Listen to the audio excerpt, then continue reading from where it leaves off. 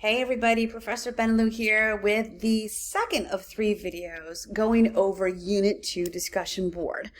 The video today, or this video, excuse me, will be going over the Bay of Pigs invasion, the Cuban Missile Crisis, and the Vietnam War protests. Okay, so the Bay of Pigs invasion. Remember, the primary document for this topic is a letter written by Presidential Advisor Richard N. Goodwin to President Kennedy regarding the Bay of Pigs. So I thought I'd give you a little bit of background information on the Bay of Pigs. In 1959, the Cuban Revolution brought the communist government of Fidel Castro to power in Havana. The plan for the Bay of Pigs invasion had actually been formulated during President Eisenhower's time in office. The Eisenhower administration worked with the CIA to come up with this plan. But the problem was the Eisenhower administration did not have enough time to put it in effect before John F. Kennedy, our 35th president of the United States, took the oath of office in January of 1961. So Kennedy inherited the Bay of Pigs invasion essentially. So the CIA was training Cuban exiles to go to Cuba and invaded an area called the Bay of Pigs.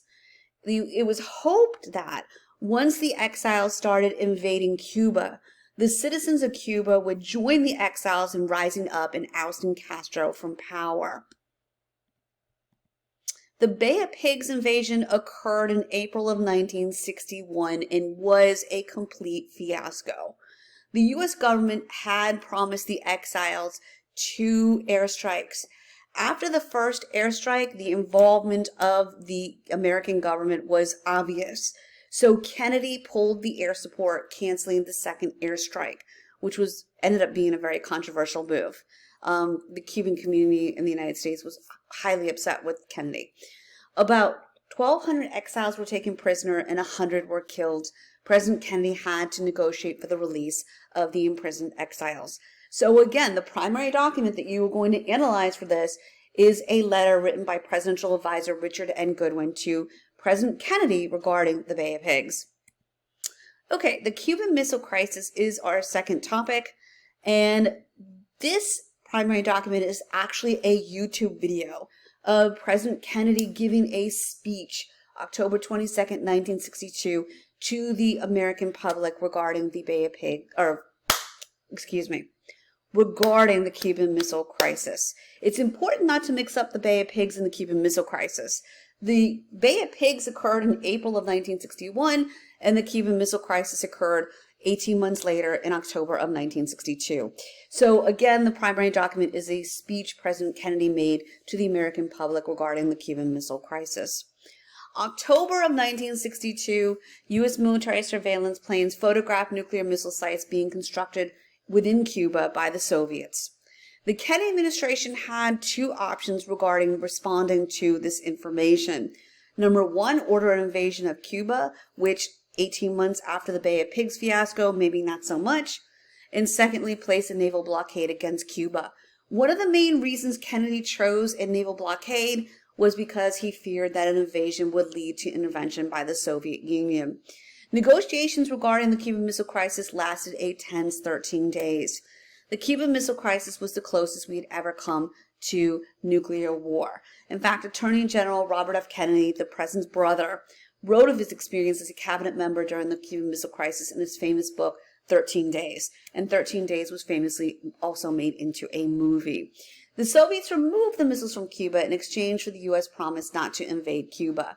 And it's interesting because during the Cold War, after the Cuban Missile Crisis, kids were taught, well, darn it, we stared down those Soviets. They blinked and removed those missiles from Cuba.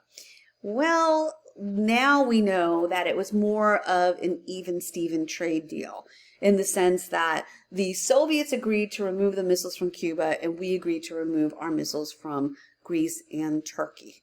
So very, very interesting. Okay, the next topic I want to go over, and the last one for this video, everybody, is the Vietnam War protests.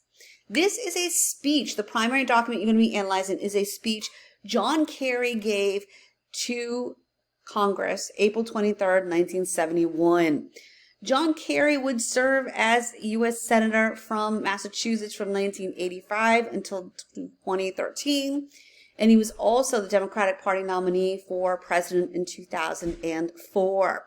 He also served as Secretary of State under President Obama from 2013 to 2017, and he's a current environmental advisor in the Biden administration.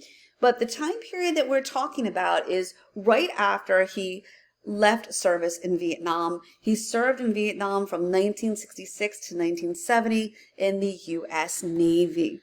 And he was very disillusioned after his service in Vietnam, and this led him to join a group called Vietnam Veterans Against the War. And this was a group that was formed in 1967 and basically consisted of Vietnam veterans who were now against our involvement in the Vietnam War. Kerry was chosen to give this speech before a congressional committee on behalf of the organization on April 23rd, 1971. Okay, so that is a good synopsis of the first three primary documents that you can analyze for Unit 2 DB. In the third and final video, I will be going over the women's rights movement. I will be going over the Latin American rights movement, and I will be going over the Black Power movement. Okay, I hope to see you at the third video.